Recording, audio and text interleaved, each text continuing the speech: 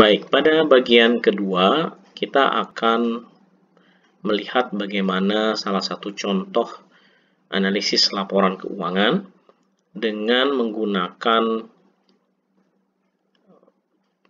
laporan keuangan satu perusahaan, ya, seperti yang ada dalam buku teks atau buku referensi di bukunya Libby dan Hodge, yaitu Home Depot Incorporations, ya, di mana di sana disajikan informasi mengenai consolidated statement of earnings, ya, selama 3 tahun 2017, 16, dan 15, ya.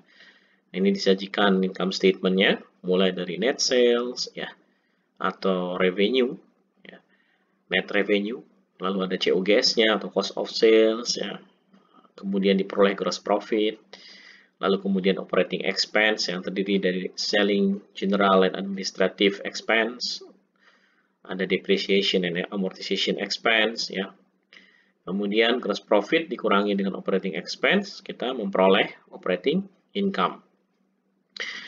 Lalu kemudian bagian berikutnya adalah other expense atau other income, ya, yang terdiri dari interest and investment income dan ada juga interest expense, sehingga kemudian diperoleh netonya, ya, antara income dan expense ini, dan kalau kita tambahkan atau kurangkan dari operating income maka akan diperoleh earnings atau laba sebelum pajak penghasilan. Lalu kemudian terdapat hitungan berapa pajak penghasilannya, maka kemudian kita peroleh net earnings-nya atau net income-nya atau laba bersih. Nah, di bawahnya juga disajikan informasi mengenai basic EPS, ya, basic earning per share. Ya, sebelumnya diinformasikan basic weighted average common shares-nya, ini digunakan untuk menghitung EPS, ya, earning per share, ya. Dan ada juga diluted-nya. Nah, ini informasi diluted EPS. Diluted EPS ini adalah pengembangan dari basic EPS, yaitu EPS yang sudah mempertimbangkan atau mengasumsikan instrumen-instrumen yang sifatnya dilutif, yaitu instrumen yang bisa menurunkan EPS, gitu ya, sudah dipertimbangkan, ya, sehingga kita memperoleh nilai diluted EPS-nya. Ya, pasti diluted EPS ini nilainya akan lebih rendah dari basic EPS. Ya, ini adalah informasi yang disajikan di dalam laporan keuangan perusahaan. Nah, maaf, ini yang lebih lengkap, ya. Jadi tadi ada informasi mengenai consolidated statement of earnings, lalu di bawahnya ada informasi mengenai consolidated balance sheet, ya, neracanya, ya, atau laporan posisi keuangannya. Ada aset, ya, ada liabilities and stockholders equity. Nah, ini informasinya hanya 2 tahun, 2017-2016. Asetnya dirinci, current asetnya terdiri dari apa saja, lalu ada non-current asset ini, ya, net property equipment, goodwill, dan other asset, sehingga total asetnya, ya, disajikan di sini. Lalu kemudian ada liabilities dan stockholders equity. Liabilitiesnya dibagi, ada current liabilities, ada long-term debt, lalu kemudian deferred income tax dan other long-term liabilities. Total liabilitiesnya berapa disajikan. Lalu kemudian bagian stockholders equity, ya, terdiri dari common stock-nya, ya, ada PIC-nya, ada return earning-nya, lalu ada accumulated other comprehensive loss, ini OCI, tapi loss posisinya, dan ada treasury stock sebagai pengurang, ya, sehingga diperoleh berapa total stockholders equity dan total liability and stockholders equity. Tentunya nilai ini akan sama dengan total aset. Nah, kemudian juga sebenarnya disajikan cash flow. Nah, saya tidak pindahkan ke dalam Excel untuk cash flow ini karena sebenarnya nanti di dalam perhitungan rasionya tidak terlalu banyak yang digunakan, ya, informasinya. Oke, itu adalah informasi dasar, ya, yang akan kita gunakan di dalam melakukan analisis laporan keuangan. Pertama, seperti tadi dijelaskan di dalam bagian pendahuluan, teknik perbandingan yang bisa dilakukan pada saat melakukan analisis laporan keuangan adalah Teknik yang pertama adalah horizontal analysis. Ya, horizontal analysis ini bisa dilakukan yang sifatnya perbandingan antar perusahaan pada waktu yang year to year, ya, artinya hanya 2 tahun 2 tahun data, ya, hanya menggunakan 2 tahun data. Nah, ini kita berikan contoh, ya. Yang pertama kita lihat horizontal analysis yang termasuk dalam kategori year to year comparisons, membandingkan profil keuangan perusahaan yang sama dengan tahun yang berbeda. Nah, karena ini year to year comparisons, maka perbandingannya hanya 2 tahun perbandingan, ya. Contoh dalam konteks Home Depot ini, horizontal analysis, kita misalnya membandingkan periode 2017 dan 2016, year to year 2017 dengan 2016. Bisa juga year to year 2016 dibandingkan dengan 2015 misalnya. Bisa juga 2017 langsung kita bandingkan dengan 2015. Nah, itu disebut dengan year to year comparisons. Nah, cara melakukan year to year comparisons-nya misalnya ini kita lihat, ini perbandingan 2017-16, ya. Nah, kita lihat amount-nya dulu. Misalnya kita bandingkan ini 2017 dan 16. Nah, dari segi amount-nya kita bisa peroleh ada kenaikan net sales, ya. Ini kalau Anda lihat rumusnya, ya, F6 dikurangi dengan G6. Jadi net sales tahun 2017 dikurangi net sales tahun 2016. Berarti ini menggambarkan peningkatan atau penurunan net sales, ya, penjualan. Nah, ternyata diperoleh positif, artinya memang ada peningkatan, ya, dari penjualan 2016 ke 2017. Ya. Nah, supaya lebih bermakna, tidak bias dikarenakan kondisi awal, gitu ya, satuan awal, ya, maka lebih baik perbandingan dilakukan dalam bentuk percentage, gitu ya. Jadi misalnya kalau kita lihat kenaikan 6.309 ini, kalau kita hitung dalam bentuk percentage, ya, dibandingkan dengan tahun lalu, itu net sales-nya naik sebesar 6,67%, ya. Jadi dari mana akan diperoleh? Kita lihat ini jumlah amount-nya, ya, yang I6 ini kita bagi dengan base year-nya. Nah, tadi perbandingannya 2017 dibandingkan 2016, kita bandingkan dengan 2016. Jadi dibandingkan dengan kondisi 2016, penjualan bersih perusahaan naik 6,67%, gitu ya. Nah, cara yang sama dilakukan untuk yang lain, ya, untuk cost of sales, ya, gross profit dan seterusnya. Kita bisa memperoleh prosentase kenaikan atau penurunan masing-masing pos atau masing-masing akun, lebih tepatnya pos, ya, pos di dalam laporan laba rugi, ya, perusahaan perbandingan 2016 dan 2017, ya. Jadi kalau positif berarti ini ada kenaikan di net sales, gitu ya, tapi juga ada kenaikan di cost of sales, gitu ya. Nah, hanya karena kebetulan net sales-nya naik, cost of sales-nya naik, maka gross profit-nya kenaikannya tidak sebesar kenaikan net sales nih, karena ternyata kalau kita lihat cost of sales-nya naiknya lebih tinggi dibandingkan dengan kenaikan sales-nya, gitu ya.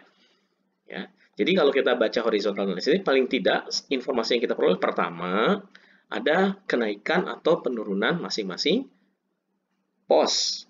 Ya, jadi ada kenaikan penjualan bersih, ya, ada kenaikan COGS, ya, ada kenaikan gross profit, ya, terus ya ini kenaikan, ya, semuanya naik nih, positif, ya, ada kenaikan semua. Itu informasi yang pertama, gitu ya, kita bisa menyatakan seperti memberikan informasi seperti itu. Informasi yang kedua, misalnya dari kenaikan-kenaikan ini kita bisa fokus kepada besaran kenaikan yang katakanlah sangat signifikan, ya, ekstrim, gitu ya. Misalnya dalam profil ini yang naik ekstrim itu ada interest and investment income, ya, cukup signifikan, berbeda dengan pos-pos yang lainnya. Nah, tentu kita bisa lihat apa yang terjadi. Oh, yang terjadi adalah ada interest dan investment income yang justru pada periode ini lebih besar ya, lebih rendah ya dibandingkan dengan tahun sebelumnya ya. Makanya di sini ada kenaikan yang sangat tinggi. Ya, nanti kalau misalnya kita concern, wah, kenapa ya tinggi seperti apa? Kok bisa interest and investment income-nya negatif? Sorry, maaf, negatif itu di sini tandanya bukan bukan bermakna lain ya. Negatif itu hanya untuk menandakan bahwa ini adalah income, ya. Karena ini kan digabung posnya income dan expense, expense-nya dibiarkan positif, maka income-nya disajikan negatif. Jadi kita bisa cek kenapa interest dan investment income-nya naik nih dari 36 ke 74. Ini kenaikannya karena apa? Nah, itu bisa nanti di follow up dengan kita cari informasi lebih lanjut. Misalnya kita baca notes to financial statement-nya. Catatan laporan keuangannya kita lihat apa yang menjadi trigger atau pemicu kenaikan interest income atau investment income. Ya, jadi poin kedua dari horizontal analysis ini kita bisa fokus kepada angka-angka yang ekstrim, ya, baik itu ekstrim kiri maupun kanan ya, ekstrim nilai besar atau nilai kecil. Poin kedua. Nah, poin ketiga, kita juga bisa memperoleh makna-makna tertentu. Misalnya sebagai contoh nih, kalau kita lihat net sales-nya naik 6,67, lalu kemudian cost of sales-nya naik 6,85, sehingga gross profit-nya hanya naik 6,32%, ini memberikan informasi tertentu untuk kita yang baca. Informasi apa? Sales-nya naik, ya, gross profit-nya juga naik. Tapi kenapa gross profit-nya itu naiknya tidak sebesar net sales? Karena ternyata COGS-nya naiknya lebih tinggi dibandingkan net sales. Nah, kalau COGS-nya naiknya lebih tinggi dibandingkan net sales, ya, padahal COGS itu berbanding lurus tuh dengan sales ya. Karena sales itu adalah jumlah kuantiti yang dijual ya dikali dengan harga jual. Sementara COGS adalah kuantiti juga yang dijual, sama kuantitinya, tapi dikali dengan HPP per unit dari barang yang dijual. Nah, angka kenaikan COGS yang lebih tinggi dibandingkan dengan kenaikan penjualan berarti mencerminkan price. Ya, selisih antara price dengan HPP per unit. Nah, kita bisa menduga bahwa ini mengindikasikan kenaikan HPP per unit lebih tinggi dibandingkan dengan kenaikan harganya. Atau bahasa mudahnya, terjadi kenaikan HPP per unit dibandingkan dengan periode sebelumnya, sehingga kenaikan cost of sales-nya lebih tinggi dibandingkan dengan kenaikan net sales-nya. Apakah itu bad news? Belum tentu, karena bisa jadi ini dipengaruhi juga dengan cost flow assumption dari perusahaan. Ya, Pak FIFO, LIFO-nya itu yang kemudian kita perhatikan. Tapi paling tidak ini mensignalkan sesuatu. Ya, kita lihat, oh, ini berarti ada, kita harus cek di cost of sales-nya nih, kenapa dia naiknya lebih besar dibandingkan net sales-nya, gitu. Sebaliknya kalau misalnya cost of sales-nya naiknya lebih kecil, gitu, itu menunjukkan ada proses efisiensi atau penghematan. Atau juga bisa dipengaruhi oleh cost flow assumption-nya. Ya, jadi ini bisa menjadi pintu untuk menganalisis lebih lanjut. Ya, nah paling tidak ada 3 hal tuh ya, 3 kelompok informasi yang kita bisa peroleh. 1, ya, kenaikan atau penurunan masing-masing pos.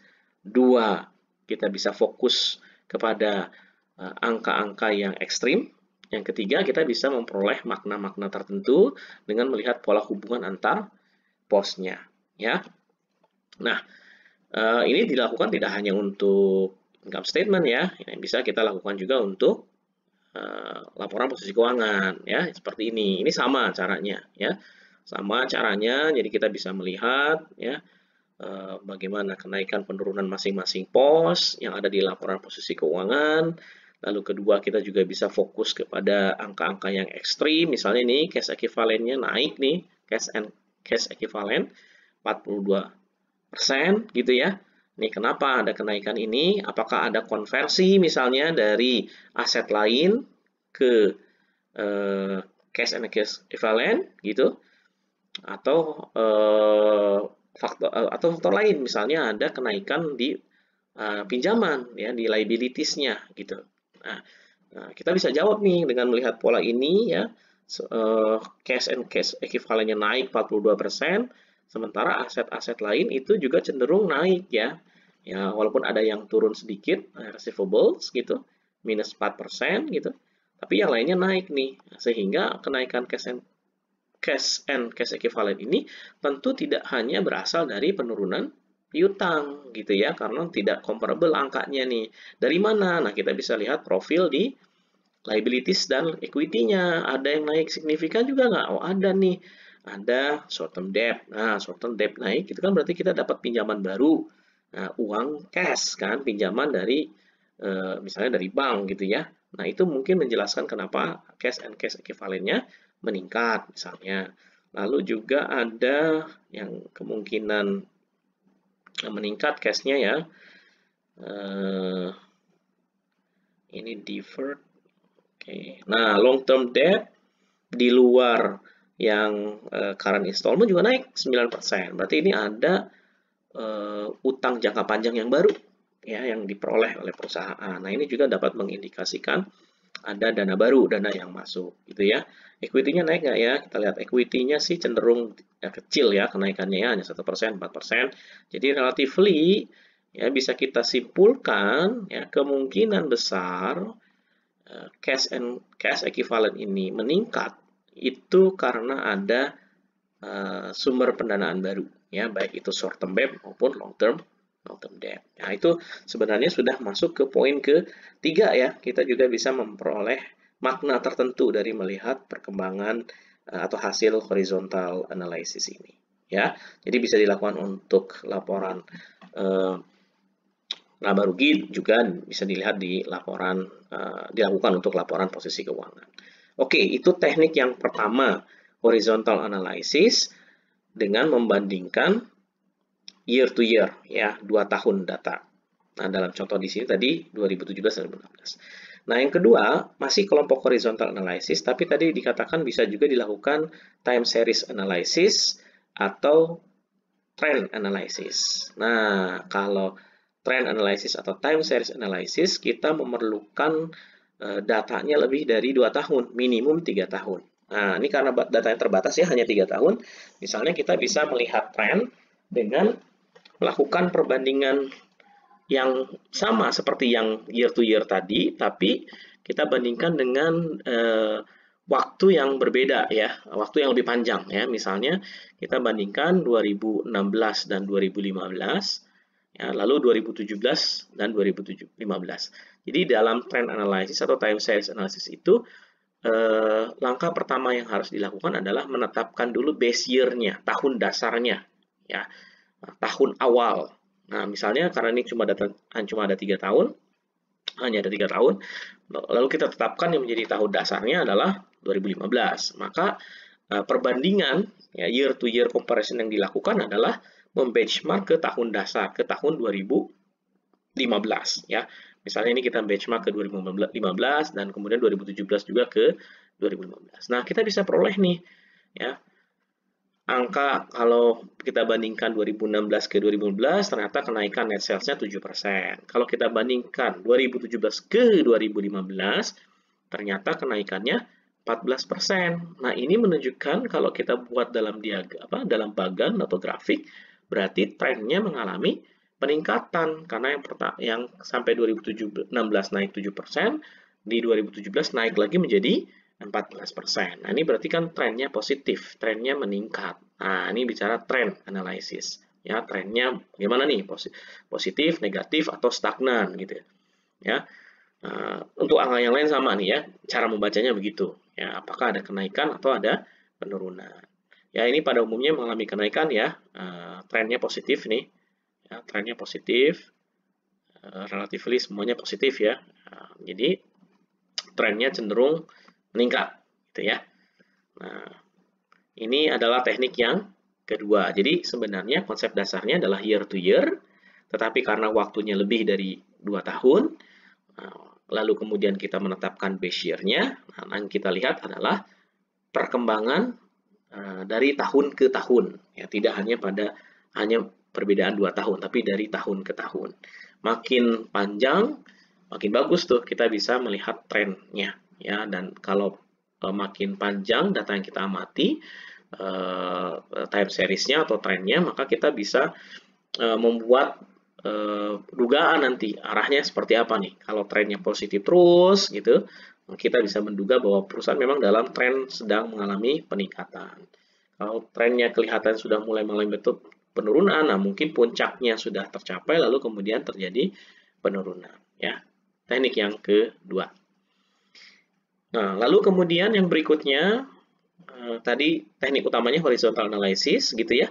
Lalu kita bahas yang year to year comparison dan kemudian yang trend analysis. Nah, sekarang teknik analisis yang kedua yang kelompok besarnya yaitu adalah vertical analysis.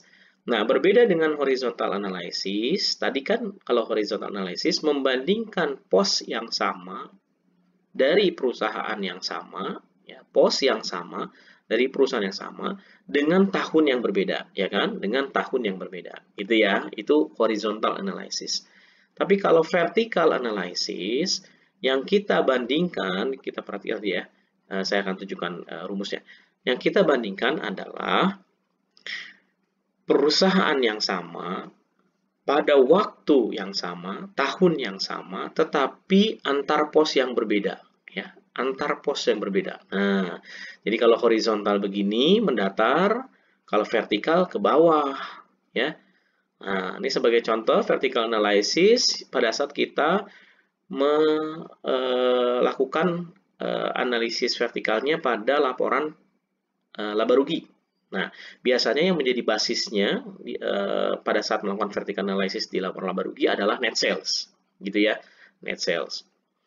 Nah, ini basisnya, sebagai basisnya adalah net sales-nya. Lalu kemudian kita lakukan komparasi pos-pos lain di dalam laporan laba rugi, ya, pos-pos lain di dalam laporan laba rugi terhadap net sales, ya. Nah, misalnya net sales terhadap net sales pasti 100%, ya. Nah, lalu kita bandingin cost of sales-nya berapa persennya sih dari net sales. Nah, ini dia. Ini ya. Nah, ini kita bandingkan ya, F7 cost of sales dibandingkan dengan F6. Ya, berapa persennya cost of sales-nya dibandingkan net sales-nya? Oh, 66%. Jadi HPP-nya itu 66% dari penjualan. Gitu. Gross profit-nya berapa? Nah, bandingkan lagi nih, sama rumusnya ya. Dibagikan. Ya, base-nya nggak berubah ya, F6-nya nggak berubah, tapi pos yang dibandingkannya ya berubah-berubah ya. Ini turun sekarang F8, nanti yang berikutnya F10 dan seterusnya nih. Jadi semua ini dibandingkan relatively terhadap net sales. Gitu ya. Nah, 2016 gimana? Ya sama, ya, tapi untuk data hanya 2016. 2017 juga sama, hanya untuk data 2007. Ini 2015 ya. Data 2015. Nah, apa informasi yang kita peroleh? Yang pertama, kita bisa mengetahui nilai relatif satu pos tertentu terhadap pos tertentu lainnya. Nah, dalam laporan laba rugi tadi biasanya fokus perhatiannya atau basisnya adalah net sales. Jadi, informasi vertical analysis ini dapat memberikan informasi berapa nilai relatif pos-pos lain di dalam laporan laba rugi terhadap net sales, gitu ya. Itu yang pertama ya, manfaat dari vertical analysis. Kedua, kita bisa memperoleh makna tertentu ya dari vertical analysis itu ya. Nah, misalnya kalau kita lihat ini misalnya ya, cost of sales itu 66% dari net sales. Nah, manajemen ini bisa evaluasi nih based on kebijakan operasionalnya tadi ya, tergantung based on bisnis strateginya gitu ya. Ini 66% ini oke nggak nih gitu ya. Misalnya kalau perusahaan ini bisnis strateginya adalah cost leadership, ya, price leadership atau cost leadership, jadi harga murah. Kalau harga murah itu harusnya cost of sales-nya juga relatively rendah gitu. Nah, angka 66% ini kira-kira oke nggak untuk strategi yang dilakukan oleh perusahaan? Atau sudah bisa mencerminkan strategi perusahaan atau tidak ya, angka 66% ini. Ya, jadi bisa memberikan makna tertentu kalau kita memang mengetahui atau mengaitkannya dengan informasi lain. Ya, misalnya tadi dengan bisnis strategi perusahaan. Ya. Yang ketiga, ya kita sama seperti horizontal juga kita bisa fokus kepada beberapa angka yang signifikan supaya kita mengetahui nih kalau kita mau memperbaiki ya, atau melakukan sebuah tindakan, kira-kira apa yang tepat nih. Contohnya begini, maksudnya begini. Misalnya nih, kita menginginkan net earnings kita itu 10% atau lebih dari 10% gitu ya.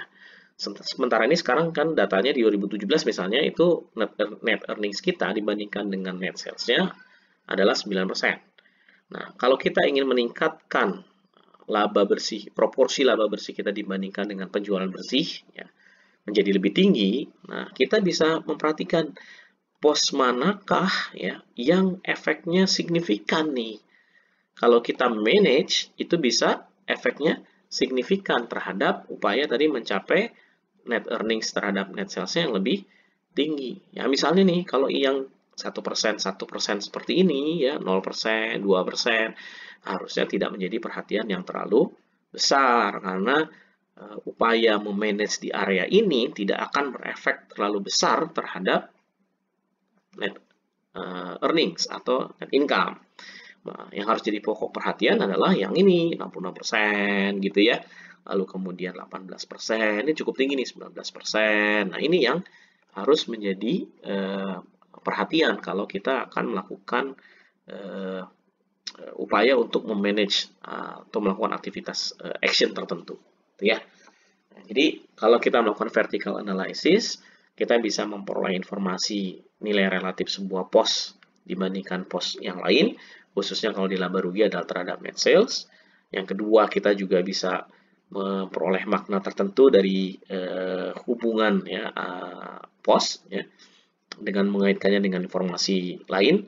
Lalu yang ketiga juga kita bisa informasi yang disajikan oleh vertical analysis bisa men-trigger action apa, inisiatif apa yang perlu dilakukan oleh manajemen jika manajemen ingin mencapai tujuan-tujuan tertentu.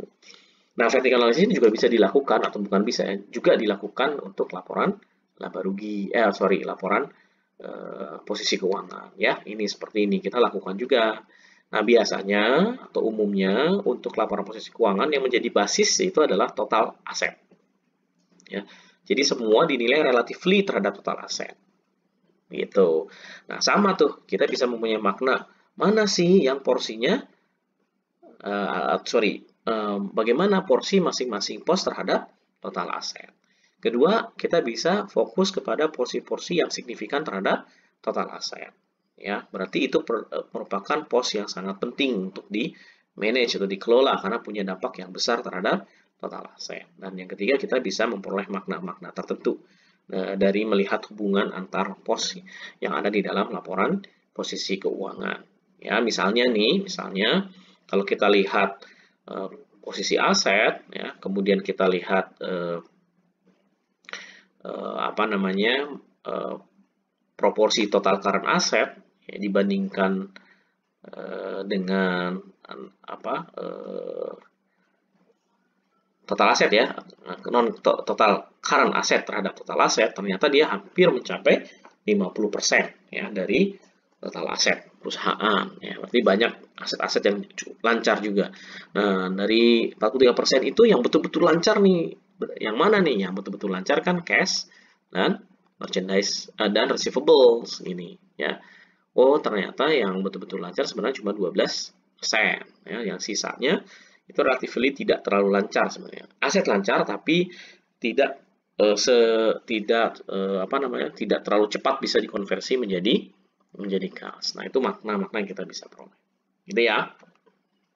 Ini pendekatan kedua, ya, vertical analysis. Nah, vertical analysis ini juga bisa dikembangkan. Tadi disebutkan di dalam PowerPoint, bisa yang lebih spesifiknya adalah disebut dengan common size. Saya kecilkan dulu supaya terlihat. Common size statement. Nah, ini disebut dengan common size statement. Jadi dalam common size statement ini kita sebenarnya sudah menggabungkan vertical analysis dengan horizontal analysis. Ya. Tapi dalam konteks horizontal itu maksudnya ke samping ya, tetapi konteksnya bukan dengan tahun yang berbeda. Ya, konteksnya adalah dengan perusahaan lain. Nah, ini ya. Kita bandingkan dengan perusahaan lain. Misalnya ini adalah informasi Smart Touch, ini Learning Tree gitu ya. Nah, ini disebut dengan perbandingan. Ini vertikal nih, ini vertical analysis. Jadi angka-angka ini adalah angka-angka dalam persentase yang menunjukkan nilai relatif dari masing-masing pos yang ada di laporan laba rugi terhadap revenue, gitu ya. Revenue kan 100%. Nah, cost of revenue-nya 45,7 dan seterusnya, gitu ya. Learning Tree juga sama. Dia vertical analysis untuk Learning Tree. Nah, common size itu adalah kita ketika membandingkan dua perusahaan ini. Kenapa disebut common size? Karena tadi sudah dalam bentuk presentasi. Ya, kalau saya ambil contoh begini, misalnya, misalnya kita dapat informasi Smart Touch ini nilai revenue-nya misalnya saja 1 juta. Lalu kemudian Learning Tree misalnya 2 juta. Gitu ya. Nah, kalau misalnya kemudian ada informasi cost of revenue-nya misalnya saja ini tadi gitu ya. Lalu kemudian ini sebesar misalnya gitu ya. Kalau kita lihat di sini angka cost of sales-nya, kalau hanya melihat angka ya, cost of sales-nya Learning Tree, saya kasih nama dulu ya, Smart, ini Learning. Kalau hanya membandingkan revenue-nya, jelas revenue dari Learning lebih tinggi dibandingkan Smart, gitu ya. Lalu kalau kita turun ke bawah, ternyata cost of revenue-nya Smart ini lebih kecil juga dibandingkan dengan Learning. Wajar dong ya, sales-nya lebih tinggi, ya, lebih tinggi 2 kali lipat, gitu. Lalu kemudian COGS-nya ini juga lebih tinggi dibandingkan Smart gitu kan. Nah, masuk akal kan? Nah, tapi ini kan size-nya beda nih. Yang satu revenue-nya 1 juta, yang satu revenue-nya 2 juta. Apakah comparable membandingkan dua angka ini? Nah, cara membuat dia comparable adalah membuatnya perbandingannya dalam common size. Gimana cara dalam common size? Kita bandingkan terhadap basisnya dengan melakukan vertical analysis tadi. Jadi angka ini kita konversikan dulu relatif terhadap size-nya, itu terhadap tadi total revenue, berapa persen? Sekian persen, gitu ya. Sementara untuk learning, ketika kita bandingkan, ya, kita dapat informasi yang berbeda nih. Kalau tadi kita anggap ini wajar, ya, karena dia sales-nya lebih tinggi 2 kali lipat ya, dari Smart gitu, maka wajar kalau HPP-nya lebih tinggi dibandingkan Smart. Tapi ternyata kalau kita gunakan basis ukuran revenue yang sama ya terhadap relatif terhadap revenue, HPP-nya Smart itu lebih tinggi ya, 45,7% dibandingkan Learning yang hanya 36,3%. Ini informasinya bertolak belakang dengan kesimpulan kita yang sebelumnya, bahwa ternyata Learning ini selain revenue-nya lebih besar, lebih tinggi, tapi juga lebih efisien karena ternyata COGS-nya hanya 36,3% dari total sales dibandingkan dengan Smart yang hampir 46%. Nah, itu keunggulan dari common size statement. Jadi, ini adalah vertical analysis, ya, ini vertical analysis. Lalu kemudian seolah dilakukan horizontal, tapi ini bukan horizontal yang tadi ya, karena ini bukan perbandingan antar waktu. Kita bandingkan common size antara dua perusahaan yang nilai relatif size-nya itu relatif disamakan ya, karena dalam bentuk persentase. Ya, sehingga tidak terpengaruh bias dari size perusahaan, ya. Ini yang disebut dengan pengembangan dari vertical analysis yang disebut dengan common size statement. Selain common size statement, kita juga bisa melakukan benchmarking. Ya, ini dia. Ya, sebenarnya dia common size tuh, ya. Benchmarking ini turunan dari common size, tapi lebih spesifik dalam hal memilih pembandingnya, gitu. Ya, memilih pembandingnya misalnya dalam benchmarking itu berarti kita mencari perusahaan yang jadi benchmark gitu ya. Jadi tidak sembarangan perusahaan yang sama pada industri yang sama, tapi sengaja kita mau benchmarking. Berarti kita punya tujuan tertentu dalam melakukan benchmarking. Misalnya kita ingin tahu posisi kita dibandingkan dengan kompetitor utama. posisi kita dibandingkan dengan perusahaan leader di grup di industri itu misalnya. Nah, itu kita ingin melihat positioning tuh. Nah, jadi bisa dilakukan benchmarking dengan misalnya key competitors. Nah, ini bisa disajikan dalam bentuk diagram ya. Nanti memang analisis laporan keuangan, perbandingan itu juga tidak hanya dalam angka-angka, akan sangat menarik kalau bisa disajikan juga dalam bentuk diagram ini ya, baik diagram pie maupun diagram batang misalnya gitu ya. Nah, ini menggambarkan positioning nih ya. Common size nih ya. Ini adalah common size karena menggunakan basis pembagi yang sama gitu ya, yaitu dihitung dalam bentuk persentase terhadap revenue ya. Ini total revenue 100%. Lalu dilihat komponen-komponen yang ada di dalam laba rugi dibandingkan dengan pihak lainnya. Bisa jadi misalnya si learning tree ini adalah kompetitornya gitu. Ini common size dengan tujuan benchmarking ya, atau bisa juga dalam bentuk diagram batang ya, diagram batang. Nah, benchmarking ini tidak hanya dengan key competitors, bisa juga benchmarking dengan rata-rata industri. Jadi kita nggak mau bandingin kita dengan satu-satu perusahaan misalnya, tapi kita ingin tahu posisi kita dibandingkan dengan rata-rata industri gimana. Apakah kita above industry average atau below industry average atau memang sama dengan rata-rata industri. Nah, itu termasuk teknik benchmarking ya. Ini teknik besar yang kedua ya, vertical analysis, yaitu membandingkan satu pos dengan pos yang lain ya pada tahun yang sama pada perusahaan yang sama. Itu vertical analysis basic gitu. Kemudian ketika kita membandingkan vertical analysis dari dua company, maka kita sedang melakukan common size analysis atau common size statement analysis. Dan kalau kemudian pemilihan perusahaan pembandingnya ini dimaksudkan dengan tujuan-tujuan tertentu, ya, misalnya benchmarking dengan kompetitor, benchmarking dengan market leader gitu, atau benchmarking dengan rata-rata industri, maka Anda sedang melakukan common size statement. Secara lebih spesifiknya adalah sedang melakukan benchmarking, ya. Itu teknik yang kedua.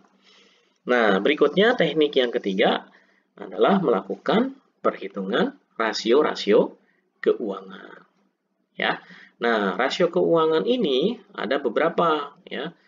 Nah, di LIBI dan kawan-kawan itu diperkenalkan ada 5 kelompok rasio keuangan ya. Ada yang mengukur profitability, ada yang mengukur turnover, ada yang mengukur likuiditas, ada yang mengukur solvency, solvabilitas, ada yang mengukur aspek-aspek ukuran market gitu ya, aspek-aspek keuangan yang terkait dengan informasi pasar ya. Nah, kita akan lihat satu persatu, tapi yang perlu saya sampaikan di awal dulu bahwa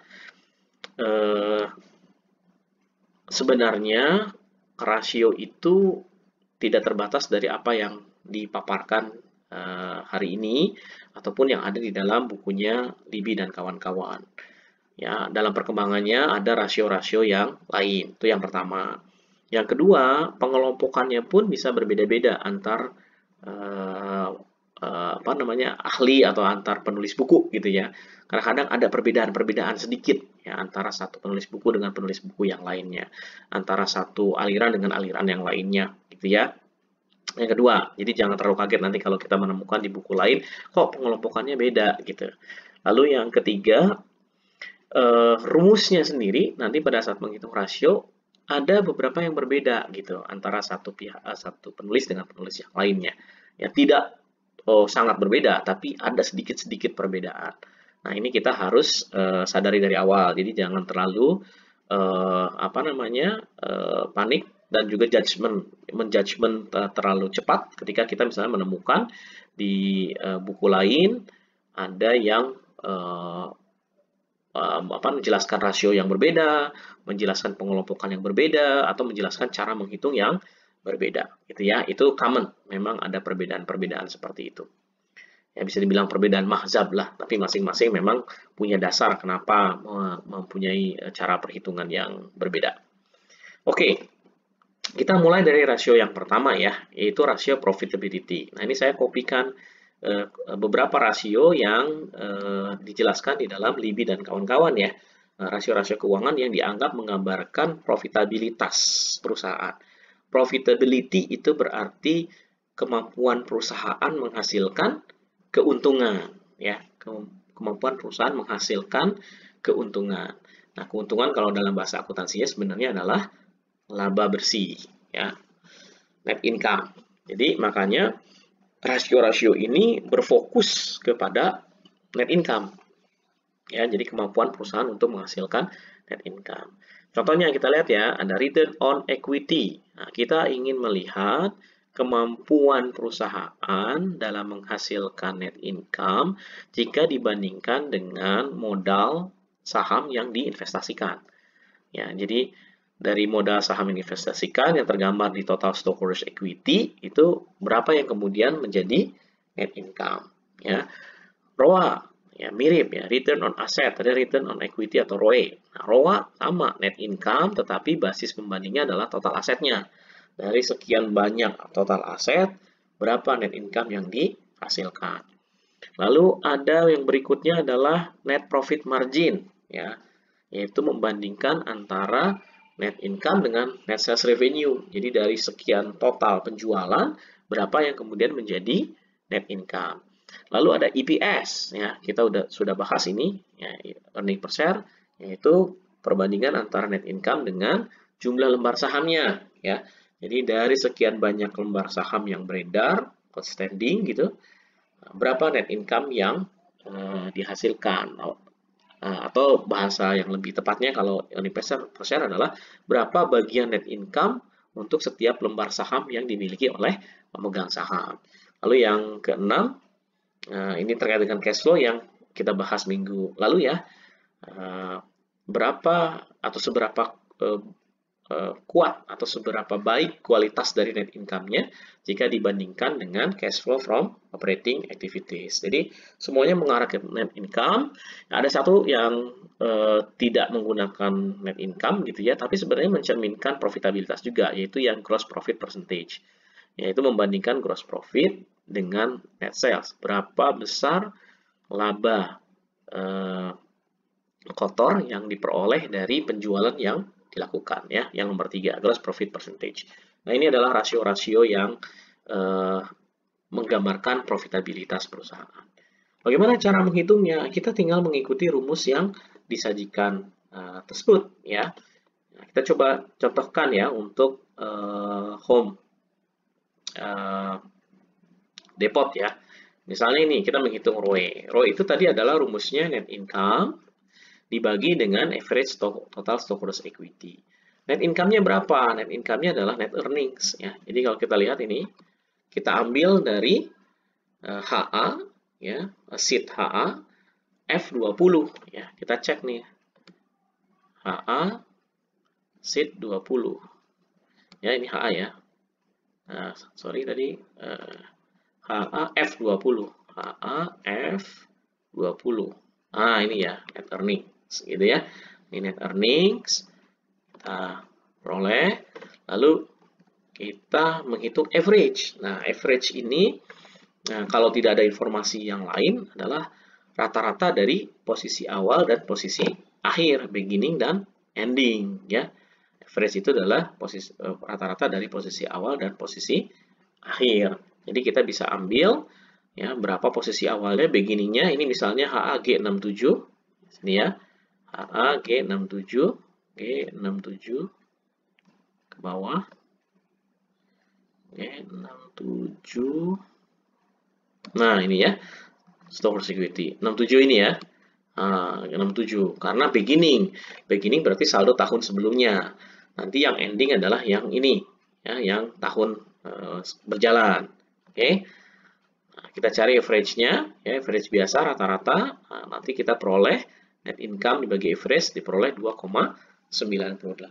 Jadi ini mencerminkan return on equity perusahaan Home Depot ini adalah 3 kali atau hampir 3 kali atau 2,98. Artinya setiap dolar ya, setiap dolar atau rupiah dari modal ekuitas yang ditanamkan di perusahaan itu bisa menghasilkan $3 atau Rp3 laba bersih, ya, 2,98. Nah, cara yang sama nanti dilakukan seperti itu ya. Jadi seperti ini nih, net income tinggal diambil saja ya, nanti average total asetnya, total aset diambil dari sana ya. Saya tidak akan jelaskan satu persatu ya. Nanti teman-teman bisa cek sendiri nih angka-angkanya, ini sudah di-linkkan ke angka yang ada di sheet sebelumnya ya. Nah, yang kita perlu perhatikan tadi adalah maknanya, yang tadi juga saya sudah jelaskan ya, makna dari masing-masing rasio tersebut. Nah, gitu ya. Oke, ini profitability ya. Yang kelompok kedua adalah aset turnover. Nah, di aset turnover. Oke, aset turnover. Nah, di kelompok kedua atau aset turnover dijelaskan ada beberapa rasio yang menggambarkan aset turnover. Ada total aset turnover, perputaran aset, ya. Ada fixed asset turnover, perputaran fixed asset. Ada receivable turnover, perputaran piutang, dan kemudian ada inventory turnover, perputaran persediaan. Nah, kalau kita lihat rumusnya, kalau sudah bicara aset turnover, gitu ya, maka yang menjadi acuannya adalah revenue, ya, revenue. Lalu kemudian pembilang ya, kalau di bawah penyebutnya adalah sesuai dengan namanya nih. Kalau total aset, maka di sininya adalah average total aset. Kalau ini fixed asset, maka di bawahnya adalah fixed asset. Ya, nah ini bicara aset turnover ya. Jadi menggambarkan produktivitas sebenarnya dari setiap aset yang ditanamkan atau dimiliki ataupun fixed asset yang dimiliki berhasil menciptakan penjualan berapa banyak. Nah, gitu ya. Nah, itu turnover tadi ya. Nah, sementara ini spesifik ya, receivable turnover sama inventory turnover, spesifik aset receivable dan inventory. Nah, karena ini spesifik receivable, maka kalau kita lihat di sini pembandingnya ya, receivable ya receivable nih. Kalau ini kan aset ya, total aset, fixed asset. Karena ini receivable, maka pembanding di bawahnya adalah receivable. Karena ini inventory, maka yang di bawahnya adalah inventory. Nah, hanya pembilangnya menyesuaikan nih. Receivable itu turnover berubahnya jadi apa? Atau berasal dari apa? Dari penjualan kredit. Nah, jadi ini dibandingkan dengan penjualan kredit. Sementara kalau inventory, turnovernya itu berkaitan dengan COGS, penjualan inventorinya, ya, maka dibandingkan dengan COGS. Jadi ini akan menggambarkan perputaran seberapa cepat receivable ini berputar di dalam 1 tahun, ya. Nah, inventory ini seberapa cepat persediaan berputar di dalam 1 tahun. Nah, tentunya makin besar nilai aset turnover-nya, itu mereka makin produktif. Fixed asetnya makin tinggi, itu makin produktif. Ini juga makin cepat perputaran receivable-nya, berarti makin bagus dalam mengelola atau memanage piutang dan dalam memanage persediaan. Saya agak lupa tadi ya untuk profitability, kembali sedikit maknanya ya. ROE, ROA, gross profit, net profit, EPS, quality of income, ini arahnya positif ya, artinya makin besar nilainya, rasionya, maka menggambarkan profitability yang makin baik. Nah, ini juga sama tadi, asset turnover, makin besar rasionya, makin nilainya makin besar nilainya makin baik ya, mencerminkan pengelolaan aset yang semakin produktif ya.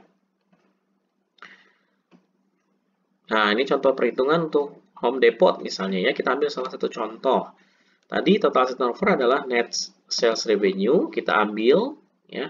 Karena kenapa kok ngambilnya nggak dari HA lagi? Karena tadi sudah dihitung juga tuh waktu di profitability, ya kita ambil dari profitability aja gitu ya. Misalnya profitability G40 ya. Profitability G40. Nah, ini ya.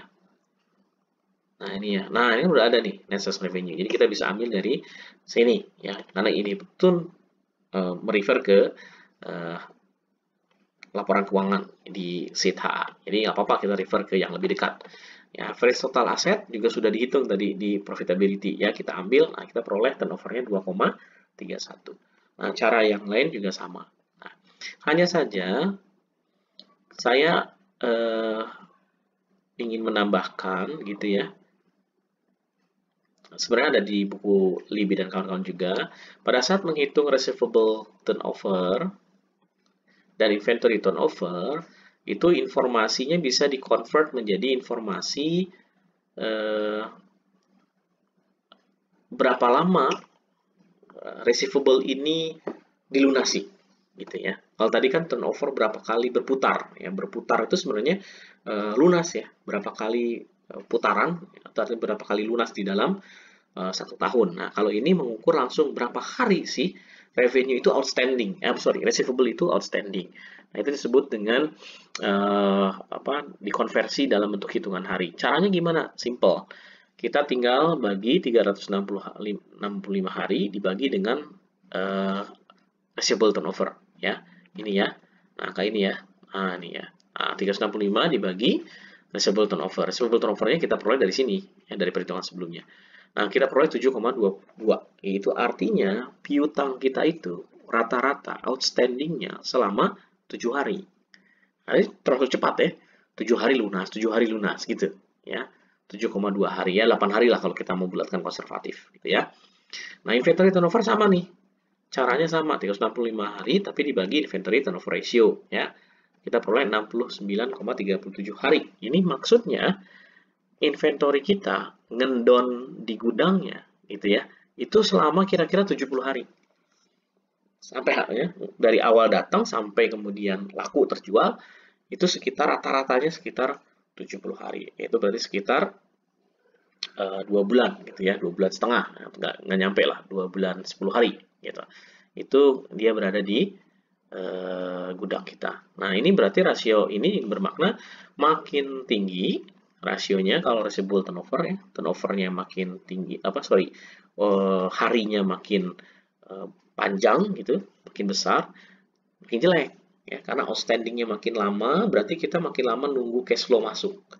Ini juga sama, kalau inventory dalam bentuk hitungan harinya makin lama, ya itu berarti inventory kita di gudangnya bertahannya makin lama, itu berarti inventory cost-nya makin tinggi karena kita harus memperhitungkan cost dari menyimpan persediaan di gudang, ya.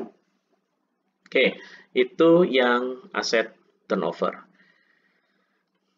Berikutnya adalah liquidity. Oke, kalau liquidity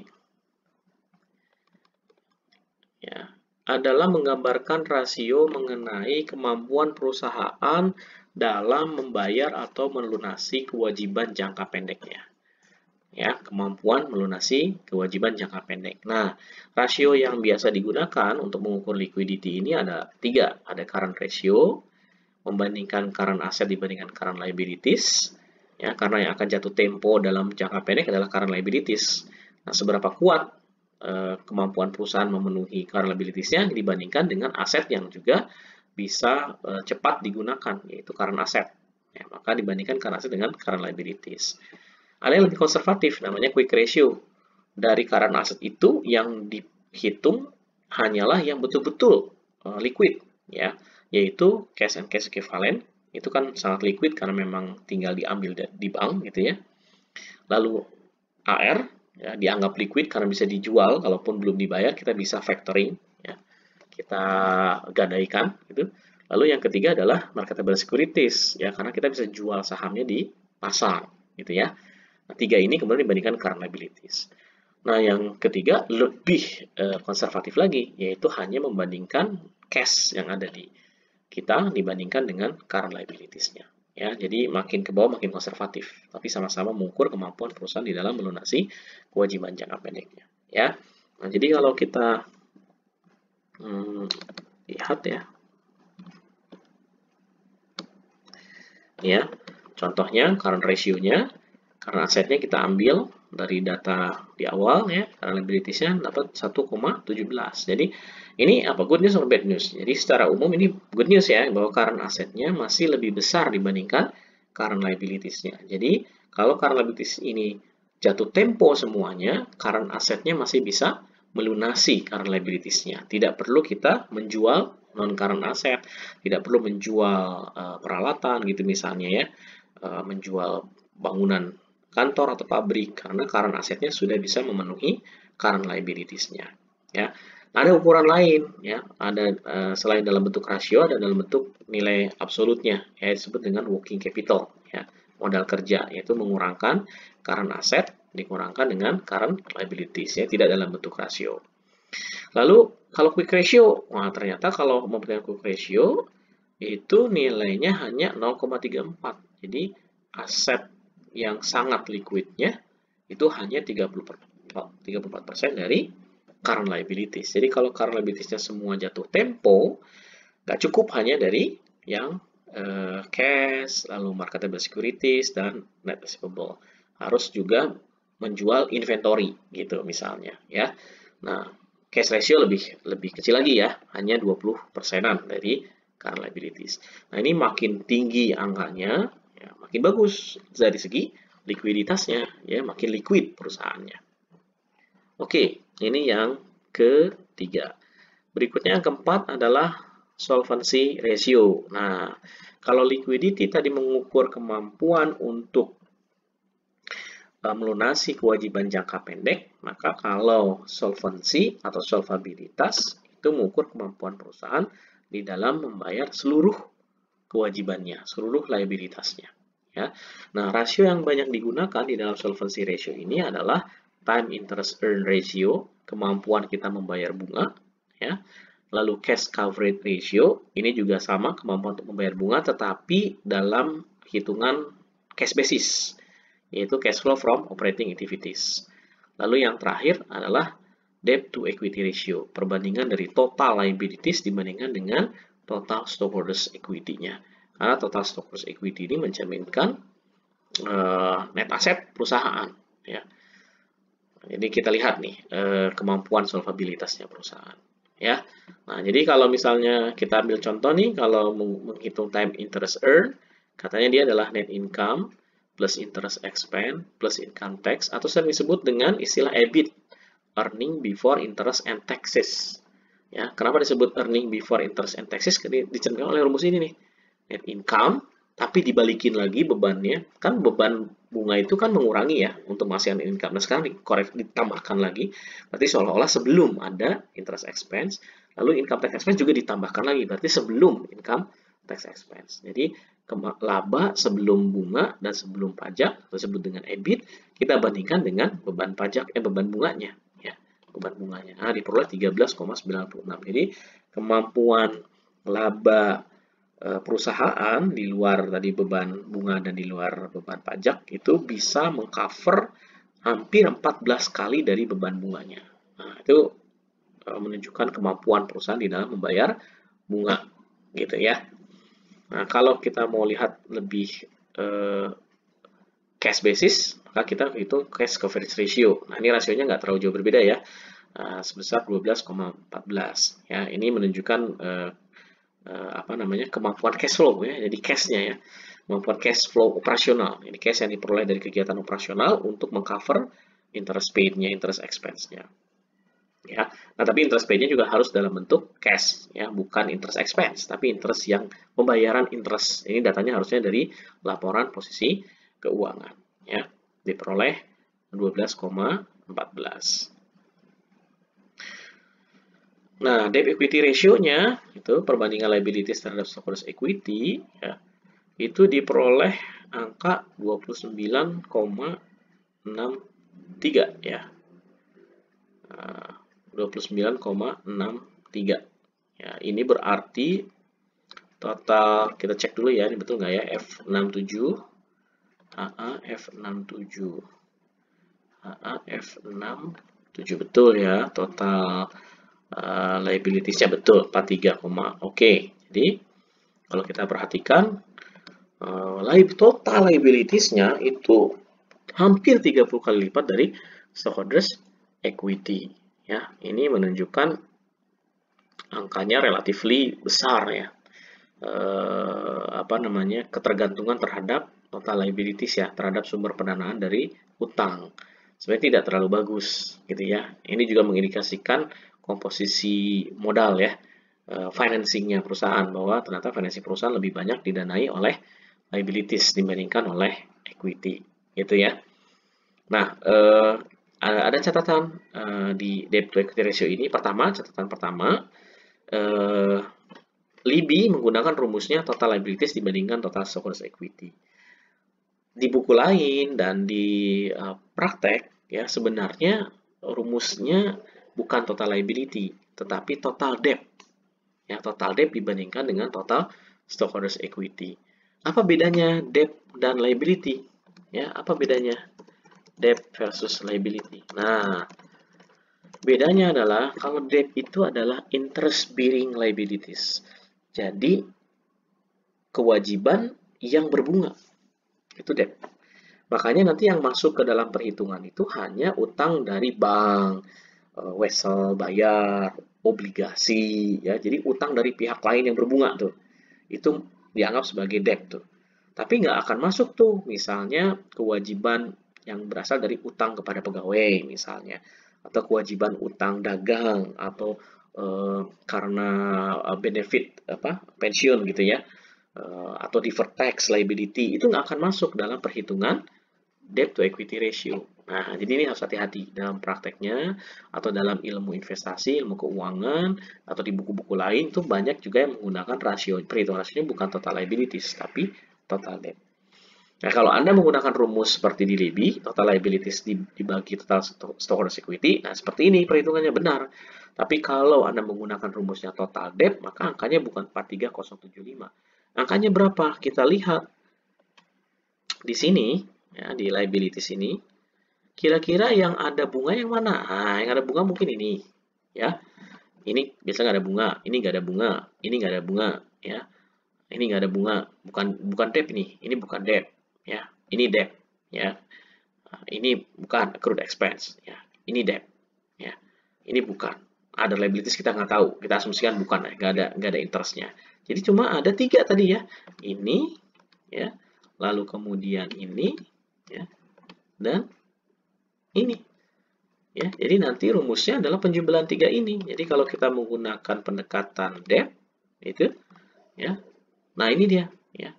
Kalau menggunakan debt berarti rumusnya tadi ya, kalau kita lihat di sini, ini ditambah ini ditambah ini.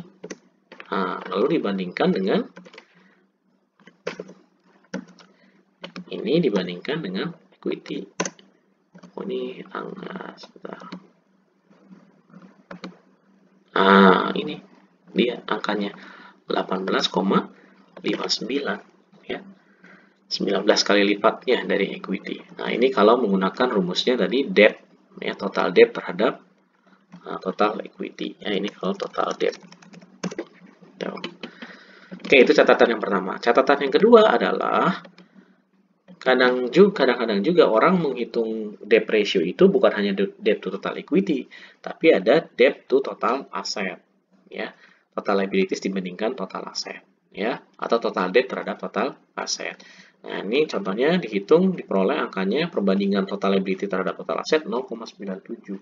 Ini mengkonfirm angka ini sebenarnya, ya, bahwa sebagian besar asetnya itu hampir 1 ya, 0,97 ya, atau 97% itu didanai oleh liabilitas ya, bukan oleh modal ya.